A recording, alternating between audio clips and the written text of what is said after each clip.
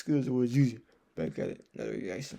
This time we got rappers being fake game members. I'm saying, I know we gotta tap into this and see what's going on, man. Because a lot of these rappers just be affiliated with themselves. Like, they never got tapped into a real gang or a real set, or they just be claiming it because it sound good and they can rap about the music. So we gonna tap in and see what it's about.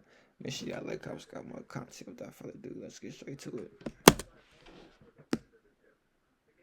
Now, I was going to make a video about rappers going overseas and getting locked up when I saw that Chris Brown had just did the same thing in the UK. He went to England while he had a warrant, just sitting at a 5-star hotel in Manchester, chilling. But I guess he could have forgot the incident happened 2 years ago, but I remembered that as an adult, Chris Brown just seemingly started claiming Fruitown, Peru. He just became a blood as an adult. Now, first off, Fruitown, Peru is not just in LA, all right? The set is also in Virginia, where Chris Brown is from, but he's from a town of like 3,000 people. There's neighborhoods in LA with 5 times as many people as that, but it doesn't mean that he ain't from the hood or anything, because a lot of small towns. It's a hood everywhere, gang.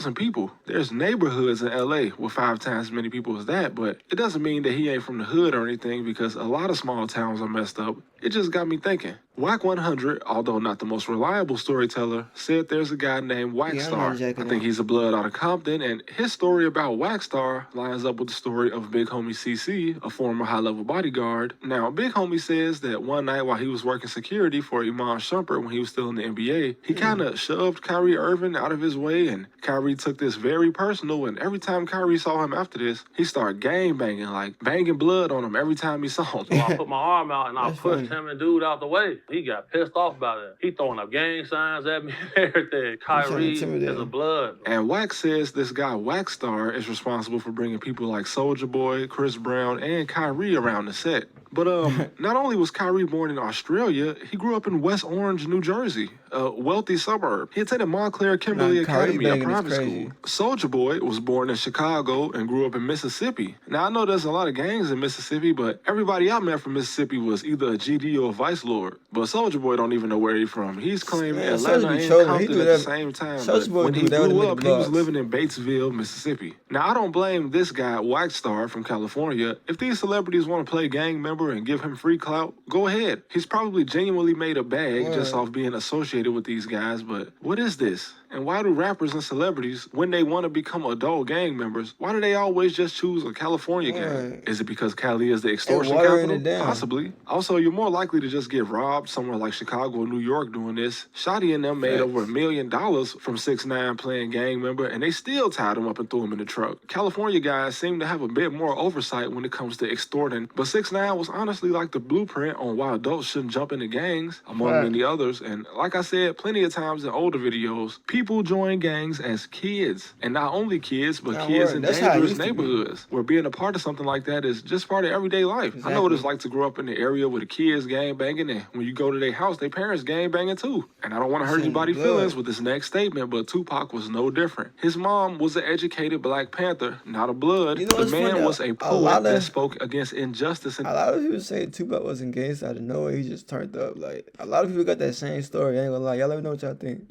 His mom was an educated Black Panther, not a blood. The man was a poet that spoke against injustice in the United States one day, and a blood from LA the next. You can't be Martin Luther King and a gang member at the same time. If he was gonna start gang banging as a kid, like most people, it would have been while he still lived in Baltimore. Crazy how the poster boy for the West Coast didn't even move out there until he was 17. No matter what reason you think he really died, he had no business putting his hands on the Southside Compton Crip in Las Vegas. And that's what's so disappointing about a lot of rappers. You can't trust anything they say. How you gonna be a revolutionary, but you fighting in a hotel lobby? This man was an educated ballet dancer, not throwing shade at him about that, but the point is, Tupac was a fictional character, and Destroy Lonely was homeschooled. Who put you on, bro? You were homeschooled before high school. How? And he went to high school in Stockbridge, Georgia, and I'm not saying Stockbridge ain't grimy, but bro, the murder rate is less than 1 per every 1,000 residents. And Chicago might have messed up the way I think about things, but I've always stood by the fact that if nobody is dying where you live, why are you gangbanging? These new cliques are created when a group of kids want to get revenge for one of their friends being killed. It's not a game. I know every city is different, but we're talking about gangs. This not a Discord group. It's not a recreational basketball team.